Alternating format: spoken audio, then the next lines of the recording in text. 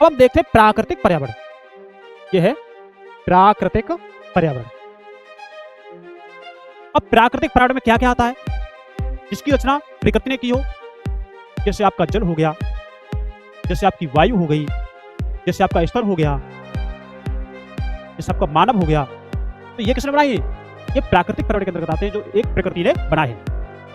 अब हम इसको देख लेते हैं, पढ़ लेते हैं। तो प्राकृतिक पर्यावरण में देखेंगे भूमि, जल, वायु, पेड़, पौधे। भूमि, जल, वायु, पेड़, पौधे एवं जीव जंतु। भाई जीव जंतु को भी तो प्रकृति ने बनाया है, जीव जंतु को मानव तो नहीं बनाया। जीव जंतु ये मिलकर प्राकृतिक पर्यावरण बनाते हैं। ये आपको समझ में आया होगा। स्थल मंडल, जल मंडल, वायुमंडल, जैव मंडल से आप पहले से ही परिचित हैं। ये हमने लास्ट क्लास की जो 6th क्लास की जो हमने एनसीईआरटी पढ़ाई थी आपकी ज्योग्राफी को, तो इन चीजों के बारे में हम आपको वहां पर सही से विस्तार से बता दिया है। अब चाहो तो आप नॉइज क्लास देख सकते हैं, तो आप इनसे परिचित होंगे। आइए अब हम इनके संबंध में कुछ और तथ्यों की जानकारी प्राप्त करते हैं। इनके संबंध में देखिए, पृथ्वी की ठोस परपटी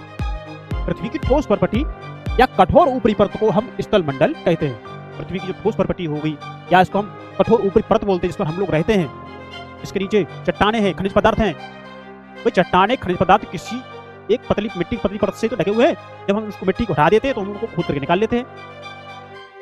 तो उस ऊपरी परत पर जिस पर हम रहते हैं, तो कठोर है, उसको क्या बोलते हैं? स्थल मंडल कहते हैं उसको। यह चट्टानों एवं खनिजों से बना होता है। इससे चट्टानों से और खनिजों से एवं मिट्टी की पतली परत से ये ढका होता है।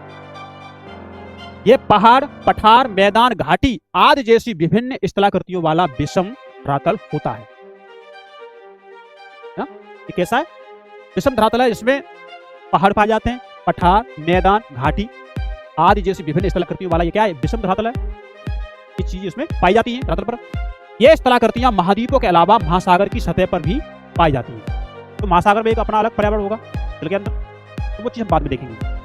महासागर में भी तो जीव जंतु पाए जाते हैं, महासागर में भी तो फ्रेंच पाई जाती है, खाइयां पाई जाती है, उसमें भी पहाड़ बड़े होते हैं, पुष्प होते हैं, उसमें भी घास फूस होती है, उसमें वनस्पति होती है, मछली और केंकड़े वगैरह वो भी उसमें पाए जाते हैं। तो उसका एक पर्यावरण अलग हो गया समुद्र का, तो वो हम बाद में देखेंगे। अब देखिए, स्थल मंडल वह क्षेत्र है जो हमें वन समझ रहे होंगे, वन संपदा, जंगल वगैरह, तो हमें वन, कृषि एवं मानव बस्तियों के लिए भूमि,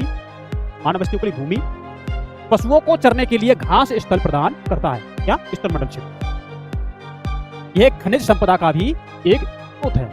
आई होप आपको यहाँ तक बात मेरी समझ में आई होगी।